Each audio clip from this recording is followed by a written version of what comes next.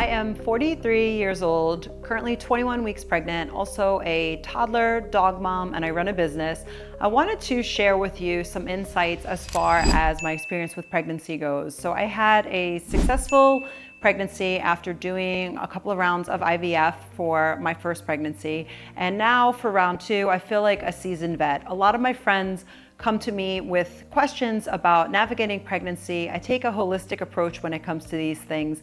And I really feel like this time around, I am much more empowered and not as overwhelmed by the things that are out there on the internet. There's so many misconceptions when it comes to being pregnant, and it's just a really daunting experience overall. So in this video, I'm going to take you through exactly what's helped me and things that I've broken away from that maybe weren't necessarily the right choices for me in the past. I think one of the most important things that I've learned going through pregnancy twice now is that your diet is really so important on so many levels, and it's something that so many women struggle with. I personally struggled with this. So on my first pregnancy, which was in 2022, I gave birth when I was 39. I was probably in the best shape of my life before I got pregnant, and I told myself I would gain between 30 to 35 pounds, which is the recommended healthy weight gain for somebody with my body type at the time of getting pregnant. And I wound up gaining 50 pounds. So I went from 120 to 170 pounds, which was really hard for me. And I, generally speaking, eat pretty healthy. But in that moment, in that pregnancy, when I was in the first trimester and when I didn't understand what was really happening with my body and how quickly that weight gain was going to accumulate and stick to me, I made some bad choices. And so for this pregnancy, I'm being way more conscious about that. So I stayed physically fit, which I'll talk about later in the video. I'll get into my training and my routines and things like that. But on that first round of pregnancy, my diet is not something that I was proud of. I had a sweet tooth, which I have read is pretty common if you're having a girl, which is what I'm having again. And it was just something that I lost control over. So I would go, and if you put a cupcake in front of me, I was having it. I would be at the mall, I would walk by the gelato store, I was going in. I had these cravings for sweet that I just don't normally have.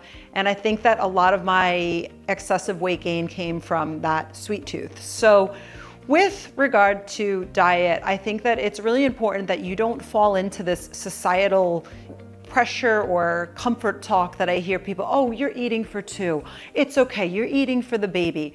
If you are truly eating for your baby, and again, sometimes even in this pregnancy, I definitely have my moments where I veer off of this track, and that's okay.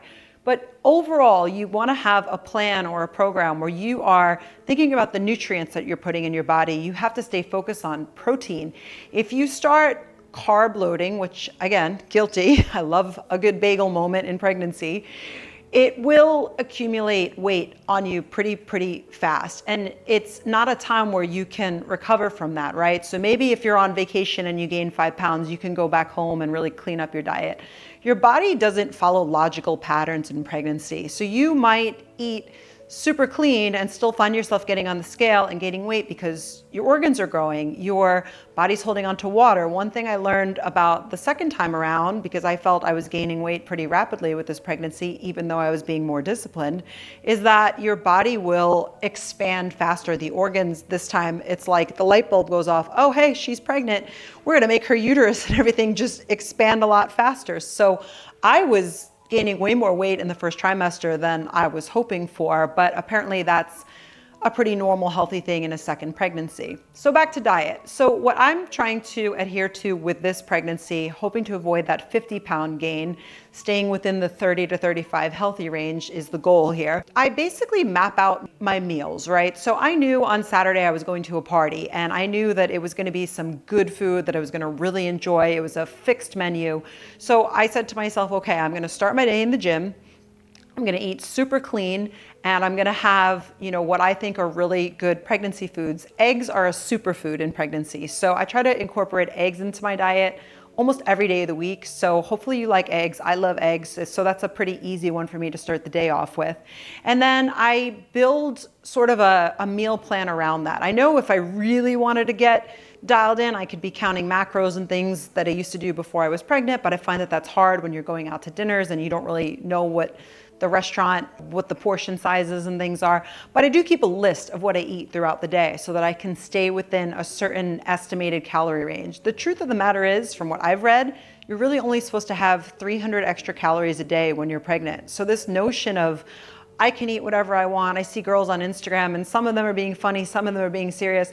They're just like mowing down Taco Bell, the fast foods. You know, again, once in a while, maybe you do that, but if you're making that a regular habit, you're not doing yourself or your growing baby any favors. And I felt that firsthand. So my husband, he's blessed genetically. He's 6'5". He can eat whatever he wants. So this is a guy that will go on Postmates and, you know, think he's ordering me something for, you know, his pregnant wife that's going to hit and make me happy.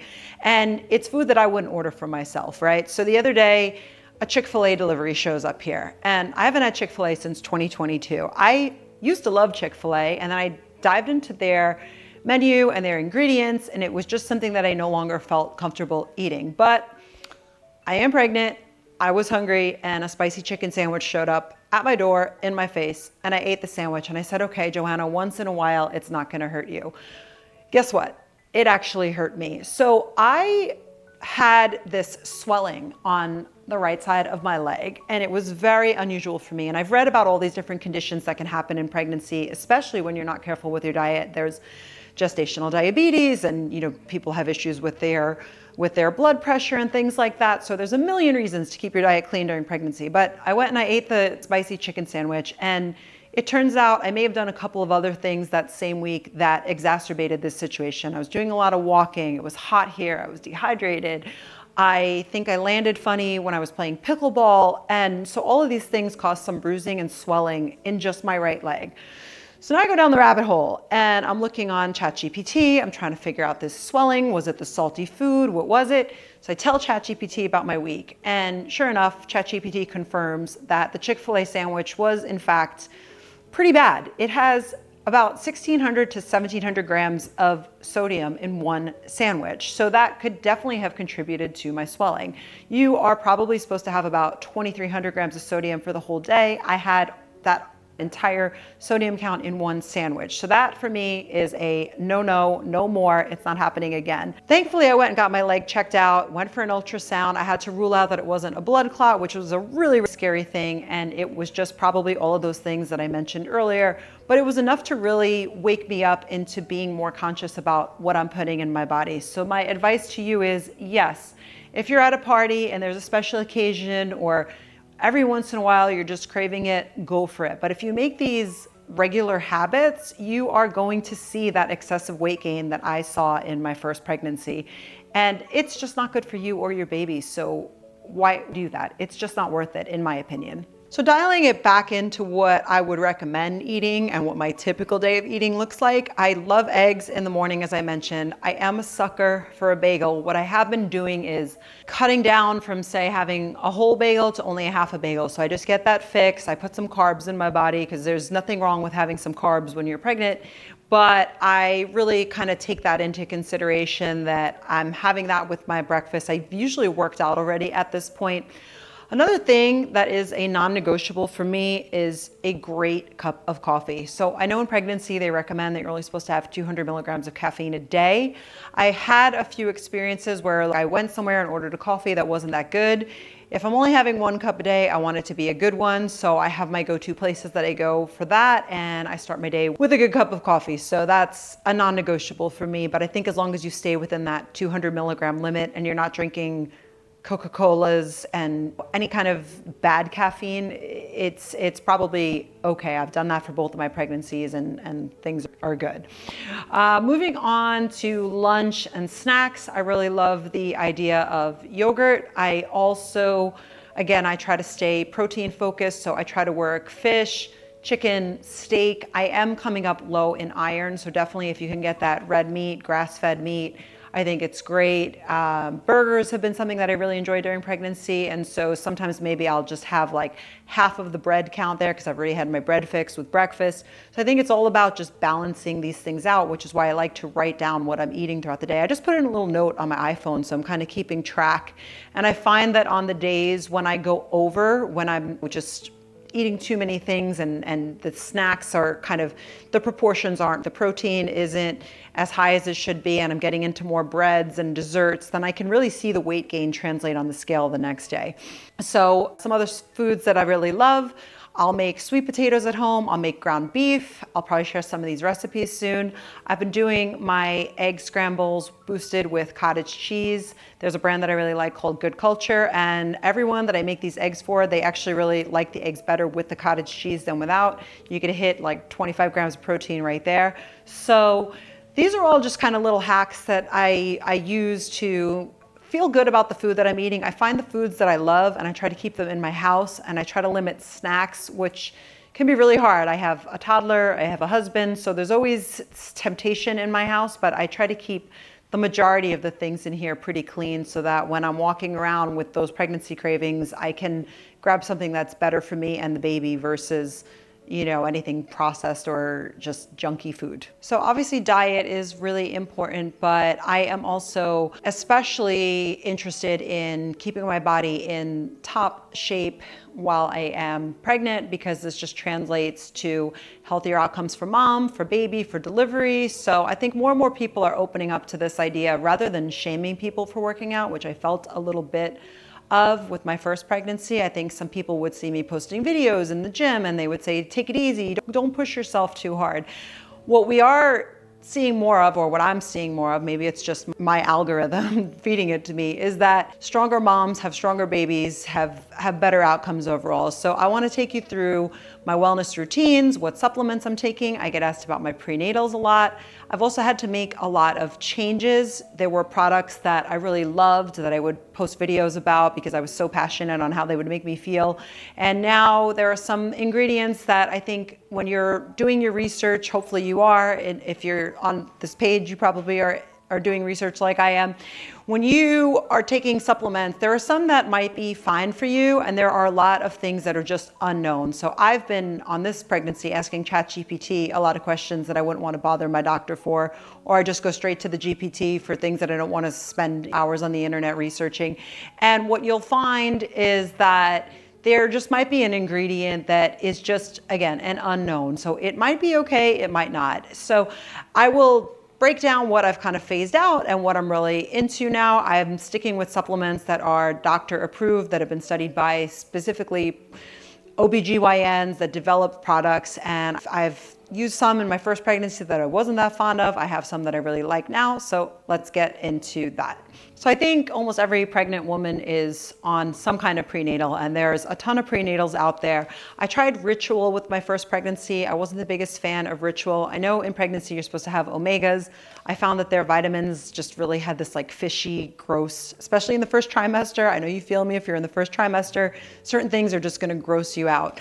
I've been sticking with this brand called Needed, which is formulated by doctors, and this brand called Prenatal. I alternate them so that in case one is missing something, or if some of the numbers are a little bit different, if I feel like if I take both of them that I'm kind of hitting all of these different nutrient marks. So this Needed one is actually a powder, which I like because I mix it in smoothies. It's a vanilla flavor, but I don't have any kind of weird taste associated with this. So especially in the first trimester, this was a hero product for me. I would make a smoothie. I love dates. I think dates are a superfood in pregnancy. So I would put some dates in my smoothie, maybe a banana, and I would just mix this in and hit a lot of my pregnancy vitamin needs with this supplement. This other brand, Prenatal, also doctor formulated. This one is a core prenatal. It's got omegas, which you need. It's got calcium. It's got magnesium. Something I'm way more conscious of with this pregnancy is hitting a certain threshold of magnesium with my supplements. I don't really feel like I was that aware of my magnesium needs with pregnancy round 1. One thing that you will find as your pregnancy advances is you might get some leg cramping. So I've had these like Charlie horses in the middle of the night. They're really not fun to deal with. And that could be linked to a magnesium deficiency. So magnesium is in this Prenatal supplement, so that's a good one. One of the supplements that I had to phase out of my stack was the Perfect Amino electrolyte, which I loved, but some of the ingredients may or may not have been pregnancy safe. So I went with the Prenatal. We've got this cellular hydration. So this is my new electrolyte that I start the day with. This one has collagen and hyaluronic acid in it. So I feel like I'm also getting those mixed in. It's got magnesium and some other good things for you. So I've been liking the taste of this Prenatal electrolyte. So if you're looking for a good pregnancy safe electrolyte, this is the one that's working for me. They also have a sleep support. So I was taking a Perfect Amino or various supplements at night to help with sleep that I would mix in water, kind of like my nighttime wind down drink. I've substituted that with this pregnancy safe Prenatal. This is just going to give you, again, more magnesium. It has a lemon balm taste. I like the taste of this. So this is JoAnna approved in pregnancy. And then last but not least, I mentioned earlier the iron. With iron, I am constantly trying to get my iron up. I try to do it through food. I try to do it through steak, but I still seem to come up deficient in iron both pregnancies. This has caused me to feel a little out of breath. So I know that in pregnancy, I'm sure you can even hear it in my voice now, but especially when I'm working out, I don't have the same, physical abilities like I had before I got pregnant. So I might have done 15 minutes on the Stairmaster, no problem, pre-pregnancy. Now, if I try to go 3 minutes, I'm out of breath and I need to take a break, which is fine. But some of this can be linked to my iron deficiency. So I do take the Prenatal brand iron pills. I don't take them every day, but I try to take them maybe every other day. And I think that, if you are in any stage of pregnancy, you want to keep an eye on that iron level for sure. And if you're deficient like me, definitely add that on as an additional supplement to your stack. From a fitness perspective, I have always worked out. I love being in the gym. I love being in shape. My first pregnancy, I was probably working out about 5 days a week. And I thought that that was a lot at the time. My true confession is at this point, I work out 7 days a week. I am a full gym addict. And what that looks like for me this pregnancy is a mix of different things. I do, for the most part, really like strength training. I think that it's so practical in life. I know that people say, oh, you're pregnant, you're not supposed to pick things up. Well, I have a 35-pound toddler who wants to be held. I try to offload that on my husband and when other people are around and they can help me. But honestly, you moms out there, especially if you have 3 kids, 4 kids, 5 kids, I'm sure you're constantly doing work around the house and doing things that involve strength, right? So strength training to me is just a very practical form of fitness, and I make that the majority of my training. But I think a lot of why I feel so good is that morning sun, the electrolytes that I'm taking, fueling my body with the right food, and going to the gym. If I miss a workout, I start to feel bloated. I start to feel sluggish. And mentally, I think it just makes all the difference. Like I get that workout done. I prove to myself that I can do it. And once it's out of the way, I try to go super early in the morning so nothing else in my day gets in the way of that. Then I am ready to take on all the other tasks throughout my busy day. So working out for me this pregnancy is a non-negotiable. Even if I'm traveling, I'll go for a run by the beach. I try to just do different things. I've also been incorporating yoga. So I think just finding that balance of whatever works for you that makes you want to go to the gym is the key here. I have had to make some modifications. I was never really a big runner. I know some people are really passionate about it. I've always incorporated running into my workouts, but I would do maybe 1 mile to 3 miles at most as part of a day-to-day workout, right? So in pregnancy, I've had to scale that back. So what does a run look like for me now? A run is going to be probably 7 minutes at max, just as one continuous run. I like to do intervals. So I will start with maybe a treadmill on like an incline around like an 8 or a 9. I might start with a lower treadmill speed and then I adjust that throughout the run. I'll typically do about a half a mile in under 7 minutes. That's what I'm looking at right now. Pre-pregnancy, I could do, a full mile in 10 minutes, but I'm not trying to push myself that hard here. I think that, again, as I mentioned earlier, sometimes if I was doing too many things where my heart rate was really going or I was just moving around too much, I just something just said to me like, this might be too much for me right now. So I feel like that 7-minute, half-a-mile run with some hills and things like that are what's really working for me this pregnancy. Lastly, one thing that I am prioritizing now more than ever, which is also a new challenge for me as a toddler mom, is self-care. So you would think with my first pregnancy, I would have had more time and leisure. The only thing I probably had more time to do with the first pregnancy was some first trimester naps that I really missed in the second trimester, just because I'm simply too busy. But I have made it a priority to work some self-care things in that I absolutely love and that I feel safe doing in pregnancy. I think that, again, the first pregnancy, you're scared. You don't know if it's okay. You read things on the internet. Somebody tells you not to do something and you don't go for them. These are things that I have tested myself. It's not medical advice, just based on my personal experience, but things that really help me feel good about myself that I will do throughout this pregnancy. So the first thing is massage work. You cannot do massage work in the first trimester. The first trimester is just super risky. I definitely recommend taking things on the easier side then until you're in the safe zone. And so once you get into the second trimester, if you can find places that are certified in prenatal, and make sure that the provider really knows what they're doing. For example, you shouldn't be laying on your belly past a certain week in the second trimester. It's just not even comfortable, quite frankly. I think sleeping on your left side is what they say is the best position for the baby. That's a sleep thing, that's a whole different topic. But when you're getting these massages, the person who's doing the massage on you should know the positions that you should be in, have the pillows and the support for you, and just never do anything that makes you feel uncomfortable. So I really like just going for regular massages at the spa to feel pampered. I love a good lymphatic massage. I go to Detox by Rebecca in LA.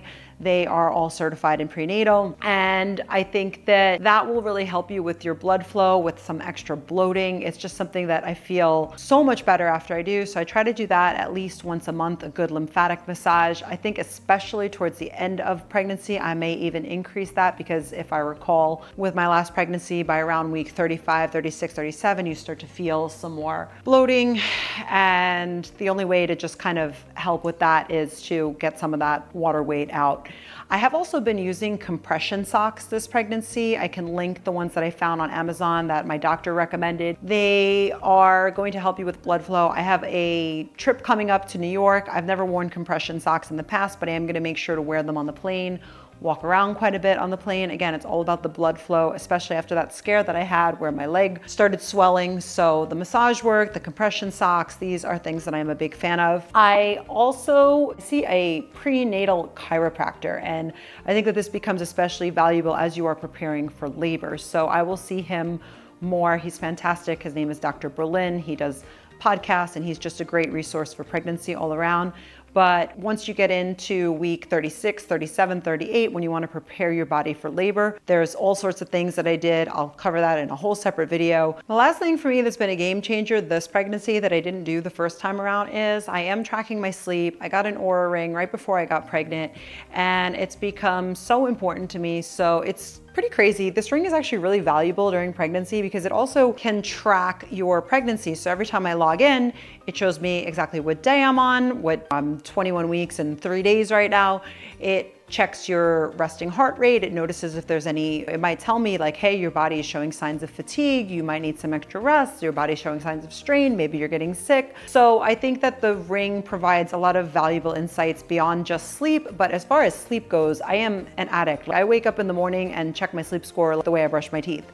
And I've been pretty impressed because with pregnancy, and I sleep with like a small zoo in my bed. I have my husband, my toddler, my dog. There's a lot happening in my house, and I've managed to maintain a pretty consistent 89 to 91 sleep score. Now, last night, my sleep score was an 81. It was not that great. So that is something that I want to make a priority tonight, to get in bed early and do whatever I can to just try to hit that 8-hour goal, which is what I'm always chasing. I usually land around 7.5 hours, but it's at a point now where, you know, people ask me to do late night dinners and things that just don't agree with me anymore. And I've eliminated that from, I mean, even before I got pregnant, I was not really a fan of the late dinners anymore. So for me, it's looking like eating dinner at 6 o'clock, getting home by 8, and just starting the whole nighttime wind down process, and then making sure that when I start my morning, I am an early riser. riser. I typically wake around 5:30, but I'm always trying to get 8 hours of sleep, however that may be. So if I do have to be out late at night, then I try not to book myself super early in the morning so that the sleep that I'm getting now is quality sleep and adequate sleep, because once the baby comes, we all know the sleep thing becomes a lot more challenging. So with all of these things that I've touched on in this video, I am gonna put together a guide. It's gonna be available on my website. I made a blog, it's inthenowjo.com. I share all my pregnancy resources from getting pregnant, my journey with IVF, to things that have helped me stay sane in the first trimester, to what I'm doing to prepare for birth and for labor based on my experience in the past and what I'm doing differently this time around. So if you want to check out my site, again, it's inthenowjo.com. Drop me a note in the comments. Let me know what other video topics I can help you with, or just questions on anything that I touched on in this video. If there's things that I did that you absolutely loved, give me a shout. If there's things that you think could be better, let me know there as well. Thanks for watching till the end. If you liked learning about this pregnancy journey of mine, make sure to subscribe. I will have more pregnancy, health, and wellness videos coming your way. And if you heard a little bit of background noise, this is my first child, Sunny. He always wants to be part of every video. Hi from Sunny.